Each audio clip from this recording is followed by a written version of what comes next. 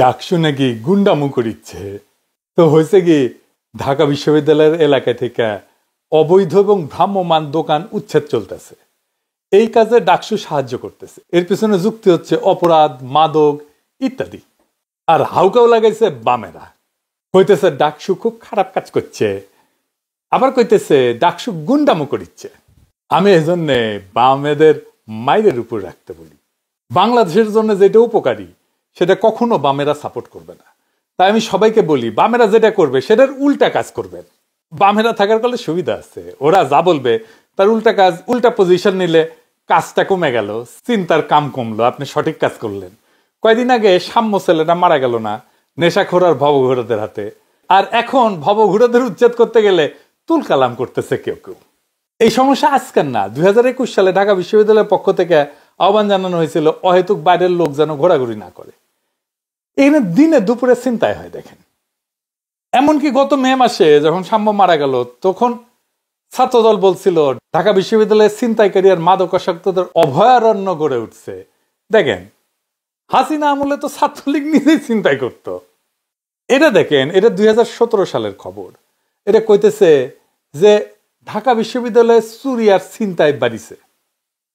তার মানে চুরি আর ছিনতাই একটা দীর্ঘমেয়াদী সমস্যা ঢাকা বিশ্ববিদ্যালয়ের জন্য। শুধু ঢাকা বিশ্ববিদ্যালয় না, যে কোনো শিক্ষা প্রতিষ্ঠানের জন্য এই চুরি, ছিনতাই, অপরাধ, মাদক এগুলো সমস্যা। এইটা যারা বিশ্ববিদ্যালয়ের হলে থাকে নাই কখনো, তারা এটা বুঝতে পারবে না। যারা হাউকাউ করে ইচ্ছে এটা নিয়ে, দেখবেন তারা বিশ্ববিদ্যালয় হলে কখনো থাকেনি বা এখনো থাকে না। ছাত্র জীবনে যারা হলে থাকছে তাদের যে কি ভয়াবহ সমস্যার মুখোমুখি হইতে হয়, যারা থাকেনি তারা কোনো দিন বুঝবে না। আমি আমার নিজের জীবনের কথাই বলি, শুনে, তাও সেটা 1985 সাল থেকে 1990-91 পর্যন্ত কি ঘটছিল আমার অভিজ্ঞতায়। প্রথম ঘটনা চুরি। আপনি কাপড় ধুয়ে শুকাইতে দেবেন, চুরি হবে, লুঙ্গি চুরি হবে, জামা কাপড় চুরি হবে, আন্ডারওয়্যার পর্যন্ত চুরি হয়। কি করে আন্ডারওয়্যার দেখে জানে। যাই হোক, গামছা চুরি হয়। একদিন দেখে আমার বিছানার চাদর চুরি হয়েছে, জানলা দিয়ে টান দিয়ে নিয়ে গেছে। জানলা লাগাই গেছিলাম, কিন্তু হোস্টেলের জানলা তো ধাক্কা দিলেই খুলে যায়, লাগে না ঠিক মতো, বাঁকাতেরা। তারপরে আছে মেয়েদের ডিস্টার্ব করা। একা একা কোনো মেয়ে হাঁটতে পারে না, দল বাইন্দা যাইতে হয়, ওত পাইতে থাকে, একা পাইলে ডিস্টার্ব করে। তারপরে আছে ছিনতাই। নেশা করার জন্য ক্যাম্পাস হচ্ছে সবচেয়ে নিরাপদ জায়গা, পুলিশ ঢুকে না, কি মজা। কোনো মা বাপ নাই কোনো শিক্ষা প্রতিষ্ঠানের, কোন বাংলাদেশের কোনো ক্যাম্পাসগুলোর কোনো মা বাপ নাই, কোনো নিরাপত্তা নাই। একবার আমাদের হোস্টেলে রাতে বোমা ফাটা শুরু হইলো, তখন শিবিরের সাথে আমাদের গ্যাঞ্জাম চলিচ্ছে। তো শিবির দোষ দেয় আমাদের, মানে ছাত্র সংগ্রাম পরিষদের, আর ছাত্র সংগ্রাম পরিষদ দোষ দেয় শিবিরের। কারা ফুটে তো আমি আজ তক জানি না। পরে জানা গেল যে এটা বোমা না, শক্তিশালী পটকা। মশার কয়েল জ্বালায়, তার সাথে পটকা লাগায় রাখতো, সুতে দিয়ে বাইন দেয়, টাইম বোমের মতো। কয়েল জ্বলতে জ্বলতে জ্বলতে জ্বলতে পটকা সলতেতে লাগতো, তারপরে পটকা ফাটতো, বিল্ডিং এর মধ্যে ফাটতো, বিকট শব্দ হইতো। যে কাম করতো সে নিরাপদে দূরে সরে যাওয়ার টাইম পাইতো। আর ফাটার পরে ওইখানে যে মশার কয়েলটা ছিল এটা আর বোঝা যেত না, একটা পটকা ফাটেনি। তারপরে আমরা বুঝতে পারলাম যে কি ঘটনা। এমনকি হোস্টেলের পিছনে এই গোপে গাপে এই সমস্ত জায়গায় মেয়ে নিয়ে আসতো, আশেপাশে পাড়ার ছেলেপেলেরা হোস্টেলে এসে থাকতো। আর থাকতো কারা? যারা রাইতে বাসায় থাকতে পারে না, মামলা আছে, পুলিশ খোঁজে। তার মানে হোস্টেল হইয়া ওঠে গুন্ডা, মাস্তান, অপরাধীদের অভয়ারণ্য। আমি তখন ছাত্র সংসদের জিএস, তখন মেডিকেল কলেজের রাস্তায় রাতে ছিনতাই এমন বাড়ল যে কল্পনাতীত। প্রত্যেক রাতে 2-3 জনের ছিনতাই হইতো। তো আমরা ঠিক করলাম যে ছাত্র সংসদের সবাই মিলে পালা করে রাতে পাহারা দিব রাস্তায়। দেয়া শুরু করলাম, থামলো ছিনতাই। সারা রাত পাহারা দিতাম, আর সকালে বিন্দুর মোড়ে গিয়ে নাস্তা করতে হবে। তো এখন আমার ক্ষুদ্র ভাতার ভগ্নীরা কবে, তো দাদা ক্লাস করতেন কখন? সারা রাত তো পাহারা দিতেন। আরে পাগলা, ক্লাস করতাম নাকি? রাতে পাহারা দিয়ে দিনে ঘুমাইতাম। এভাবে তো ঘরের খেয়া বনের মোষ তার সারা জীবন। কয়েকজনের ছিনতাই ঠেকাইতে গিয়ে নিজের জীবনের অনেক মূল্যবান টাইম এভাবেই দিছি। মেডিকেল কলেজের টয়লেট গুলো ছিল এজমালি, যাওয়া যাইতো না টয়লেটে, সব নষ্ট করে রাখতো। যে খুশি আইসে টয়লেট করতো, আর পরিষ্কার করতো না কেউ। যে খুশি আইসে দোকান দিয়ে বসতো যেখানে সেখানে। হোস্টেলের সামনে দিকে একটা বিশাল রেস্টুরেন্ট দিয়ে বসেছে, টিনের ঘর বানায়। মানে এই শিক্ষা প্রতিষ্ঠানগুলোতে কার গোয়া কে মারে, ধুলায় অন্ধকার। আপনি একটা শিক্ষা প্রতিষ্ঠানে লেখাপড়া করার একটা পরিবেশ নাই, বুদ্ধিবৃত্তিক চর্চার দূরের কথা বাদ দেন। এটা এমন একটা জায়গা যেখানে কারো কোনো মা বাপ নাই। শিক্ষা প্রতিষ্ঠান হইয়া দাঁড়ায় সমাজের বাইরে, রাষ্ট্রের বাইরে একটা প্রতিষ্ঠান। আমার মনে হইতো ছাত্র জীবনে যে এই আর আজাব থেকে কবে রক্ষা পাই। আমি ডাক্তার হওয়ার পরেও আমার রুমে চুরি হয়েছে, হসপিটালে গেছি, রাতে ফিরে এসে দেখি হা করা দরজা খোলা, জামা কাপড়, বিছানার চাদর, লুঙ্গি, গামছা সব নিয়ে গেছে, তালা দিয়ে গেছি, তালা ভাঙা।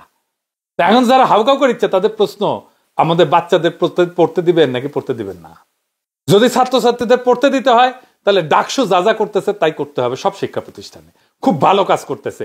আপনি ক্যান্টনমেন্টে ঢুকতে দিবেন না, আপনি সচিবালয়তে ঢুকতে দিবেন না, আপনি সংসদ ভবনে ঢুকতে দিবেন না, ডিওএসএস এ ঢুকতে দিবেন না, কিন্তু ঢাকা বিশ্ববিদ্যালয়ে আপনি ঢুকতে পারবেন। আপনারা ঢুকতে দিতে হবে, কি তামসা! ভালো আবদার তো। আপনি সচিবালয়ের মধ্যে টং দোকান বসাইতে দিবেন, উঠে তো দেন না। ডিওএসএস এর মধ্যে বসাইতে দেবেন, উঠে তো দেন না। ক্যান্টনমেন্টের মধ্যে বসাইতে দেবেন, উঠে তো দেন না। সংসদ ভবনের মধ্যে বসাইতে দেবেন টঙের দোকান, উঠে তো দিবেন না। তো এটি কেন লাভ মেরে ওঠেন কেন? আসেন এবার দেখি যে বিশ্বের যে বিভিন্ন বিশ্ববিদ্যালয় আছে এখানে বহিরাগত চলাচল নিয়ন্ত্রণের ব্যবস্থা কেমন। ইউরোপের বিশ্ববিদ্যালয়ে তো পড়িছি, আসেন দেখি। পৃথিবীর কোন বিশ্ববিদ্যালয় সম্পূর্ণ উন্মুক্ত না, আবার সম্পূর্ণ বন্ধও না, বরং প্রত্যেকে তাদের নিজস্ব ইতিহাস, নগরের অবস্থান এবং সমাজ এবং সংস্কৃতির সাথে মিলায় নিজের একটা নিরাপত্তা কাঠামো তৈরি করছে। আমেরিকার বিশ্ববিদ্যালয়গুলো ওপেন বাট কন্ট্রোল এই মডেলে চলে, যেমন হার্ভার্ড, স্ট্যানফোর্ড, MIT এই সমস্ত বিশ্ববিদ্যালয় শহরের ভেতরে। সেই জন্য তারা জনসাধারণের জন্য তাদের রাস্তা, পার্ক, ক্যাফে খোলা রাখে। তবে একাডেমিক ভবন, রেসিডেন্স হল, গবেষণাগার এখানে ঢুকতে হলে ইলেকট্রনিক কি কার্ড বা ডিজিটাল ID স্ক্যান করা বাধ্যতামূলক। প্রত্যেকটা বড় বিশ্ববিদ্যালয়ের নিজস্ব ইউনিভার্সিটি পুলিশ আছে, যারা স্থানীয় পুলিশের মতোই কাজ করে, কিন্তু বিশ্ববিদ্যালয়ের ভিতরে স্বায়ত্তশাসিতভাবে কাজ করে। তারা 24 ঘন্টা টহল দেয়, CCTV মনিটর করে এবং জরুরি অবস্থায় শহরের পুলিশের সঙ্গে যৌথভাবে কাজ করে। ইউরোপের বিশ্ববিদ্যালয়গুলোতে দেখেন, যেমন ধরেন ব্রিটেনের অক্সফোর্ড বা কেমব্রিজ, তাদের কলেজ ব্যবস্থা অনেকটা ছোট শহরের ভেতরে একটা ছোট নগরের মতো। প্রত্যেকটা কলেজের গেটে একজন পোর্টার থাকে, কিন্তু যে ভিজিটরের রেজিস্টার রাখে, কারো ID যাচাই করে আর রাতে গেট বন্ধ করে দেয়। এইটা একদিকে ঐতিহ্য, অন্যদিকে একটা নীরব নিরাপত্তা কাঠামো। বিশ্ববিদ্যালয়ের রাস্তা, ক্যাফে এগুলো খোলা থাকলেও একাডেমিক বা আবাসিক কোয়ার্টারগুলোতে প্রবেশ কিন্তু কঠোরভাবে নিয়ন্ত্রিত। ফ্রান্সে ধরেন সরবন বা সিটি ইউনিভার্সিটি বা সেন্স পো, এগুলা একটু পদ্ধতি ভিন্ন। এখানে বিশ্ববিদ্যালয় ভবনে প্রবেশের আগে সবার কিন্তু ব্যাজ স্ক্যান করতে হয়, দর্শনার্থীদের আগে অ্যাপয়েন্টমেন্ট নিতে হয়, রেজিস্ট্রেশন করে অনুমতি নিতে হয়। মানে ছাত্র হইলেও আপনি অন্য বিল্ডিং এ যাবেন, অন্য ক্যাম্পাসে যাবেন, ওইখানে আপনাকে আগে অ্যাপয়েন্টমেন্ট নিতে হবে। আপনি সরবনের ছাত্র, আমি সরবনে ভর্তি হওয়ার পরে লাইব্রেরি কাট করতে বললো, তো সেন্ট্রাল লাইব্রেরির মূল ক্যাম্পাসে ওইটা যে সামিশেল নটর ডেম দেখেন না, ওর কাছে তো গেলাম কাট করতে, ঢুকতে দেয় না। আমি ছাত্র, তাও ঢুকতে দেয় না, বলে লাইব্রেরি কার্ড আলাদা। আমি কই কার্ড করতেই তো আসিছি, কয় আগে অ্যাপয়েন্টমেন্ট নাও তারপরে আসো। প্যারিসে বিশ্ববিদ্যালয় ভবনগুলো শহরের সাথে মিশে থাকলেও তাদের প্রত্যেকটা দরজায় নিরাপত্তা কর্মী থাকে, ডিজিটাল প্রবেশ রেকর্ড রাখা হয়। চীনের মডেল তো আরো কঠোর। সিনিয়র ইউনিভার্সিটি বা পিকিং ইউনিভার্সিটির ক্যাম্পাসে পুরোপুরি গেট লক, ডিজিটালাইজড। প্রত্যেকটা গেটে নিরাপত্তা রক্ষী, ফেস রিকগনিশন হয়, ID স্ক্যান সিস্টেম থাকে, বাইরে কেউ ঢুকতেই পারে না যদি না আগে থেকে অনলাইনে ভিজিটার রিকোয়েস্ট অনুমোদন না নেয়। বিদেশি অতিথিদের জন্য আলাদা গেট থাকে, রেজিস্ট্রেশন ডেস্ক থাকে। কয়েকদিন আগে আমি ইউনিয়ন ইউনিভার্সিটিতে গেছিলাম, ওইখানে একটা মিটিং ছিল, গেট বন্ধ কিন্তু পুরাপুরি, আমাদের নামে আলাদা আলাদা ব্যাচ, সেইটা নিয়ে তারপরে ঢুকতে হইল।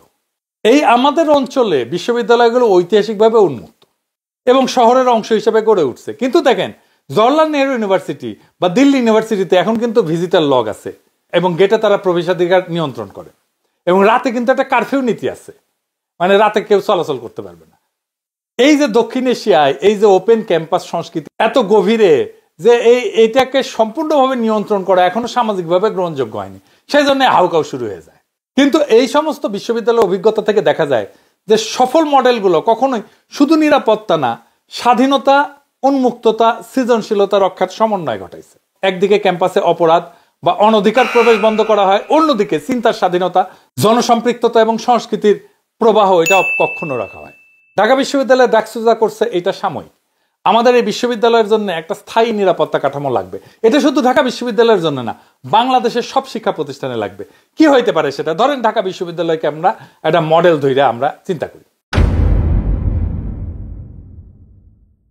এইটার নাম দিতে পারি আমরা Dhaka university access control framework, একটা উন্মুক্ত এবং নিরাপদ জ্ঞান নগরী।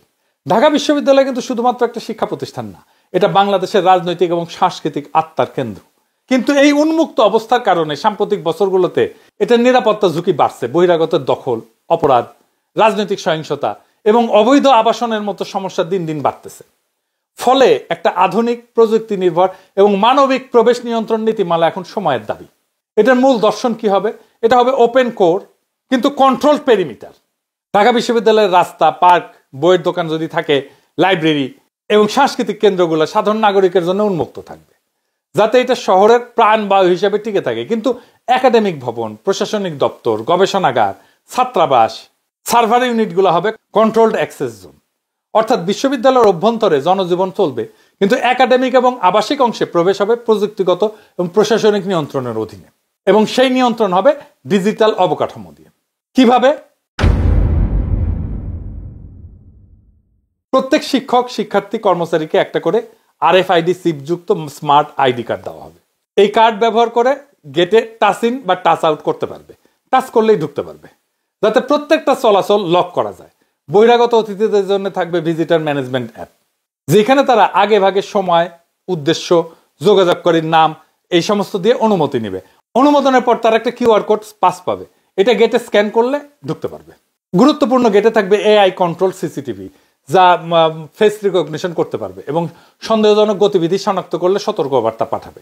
যেখানে এক্সামিনেশন হবে, সার্ভার রুম যেখানে, প্রশাসনিক ভবন যেখানে, সেখানে দ্বৈত নিরাপত্তা থাকবে। কার্ডের সঙ্গে বায়োমেট্রিক ফিঙ্গার স্ক্যান থাকবে। আর কি থাকবে? নতুন প্রজন্মের বিশ্ববিদ্যালয়ের পুলিশ। সেটা কি?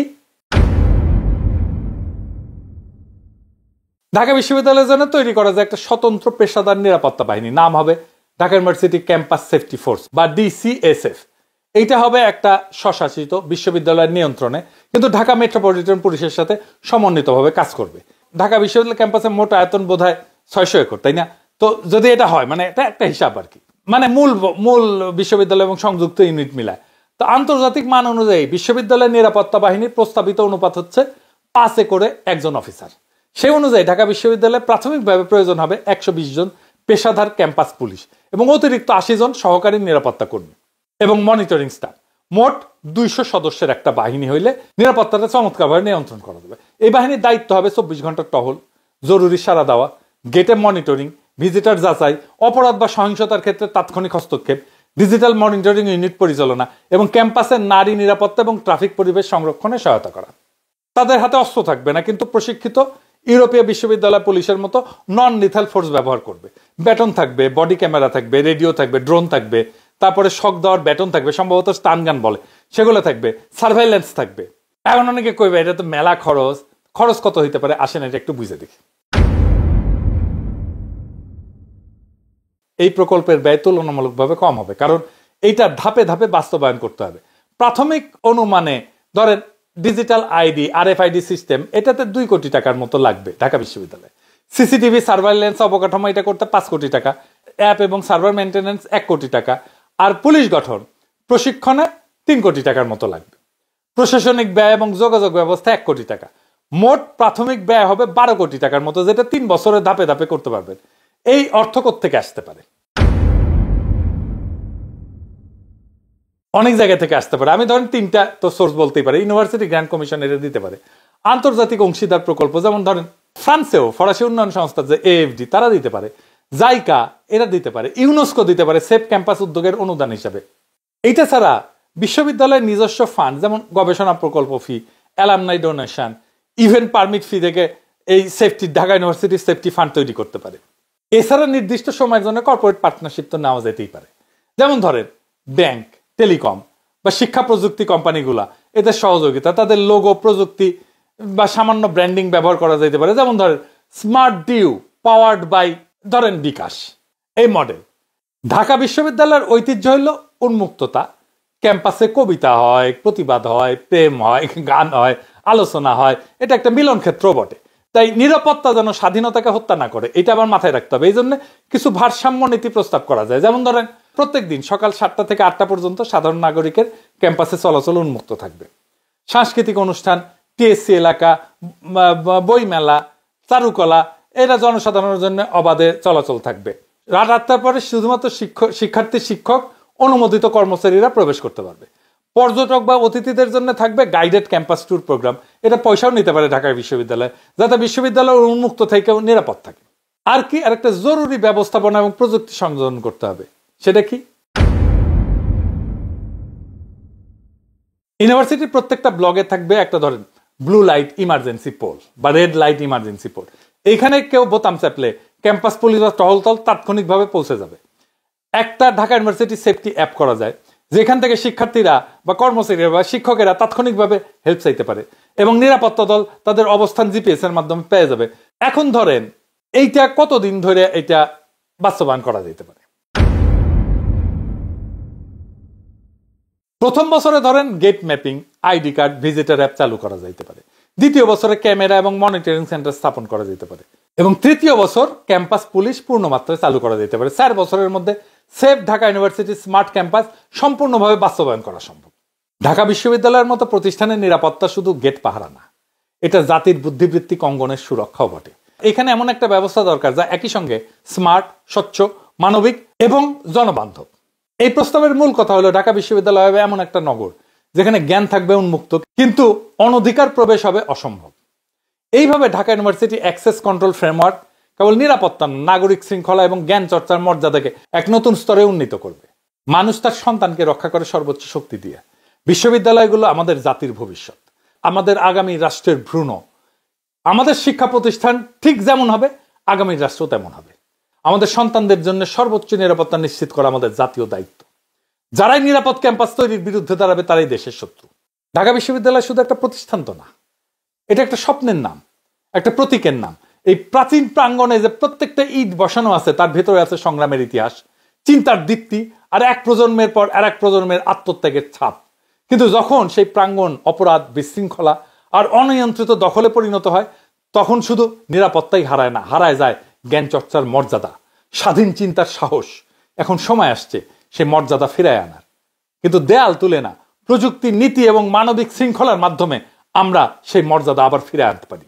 একটা open core control perimeter campus মানে মুক্তির বিপরীতে নিয়ন্ত্রণ না, বরং এমন এক ভারসাম্য যেখানে স্বাধীনতা সুরক্ষিত আর সুরক্ষা স্বাধীনতার সহায়ক। যেদিন একজন ছাত্রছাত্রী নির্ভয়ে রাতের লাইব্রেরি থেকে বের হয়ে হাঁটতে পারবে, যেদিন শিক্ষক ক্লাসে নতুন ধারণা নিয়ে আলোচনা করতে পারবেন কোনো ভয় ছাড়া, যেদিন বহিরাগত নাগরিক বিশ্ববিদ্যালয়ে প্রবেশ করবে সম্মানের সাথে, অনুমতি নিয়েই, সেই দিনই ঢাকা বিশ্ববিদ্যালয় সত্যিকার অর্থে নিরাপদ জ্ঞান নগরী হয়ে উঠবে। এটাই সেই সময় যখন আমরা ক্যাম্পাসের গেট বন্ধ করব না, বরং দায়িত্বের দরজা খুলব। ডাকসু ক্যাম্পাসের গেট বন্ধ করতেছে না, তারা দায়িত্বের দরজা খুলতেছে। ওই সর্বমিত্র চাকমাই আগামীর ক্যাম্পাস গড়ে তুলবে। আমাদের সবার ওর পাশে দাঁড়ানো দরকার। ঢাকা বিশ্ববিদ্যালয়কে রক্ষা করা মানে শুধু ভবন পাহারা দেওয়া না, এটা আমাদের জাতীয় আত্মাকে রক্ষা করা। সর্বমিত্র চাকমারা সেই কাজটাই করতেছে। এই আত্মার নিরাপত্তার নামই safe Dhaka university smart nation. ইনকিলাব জিন্দাবাদ।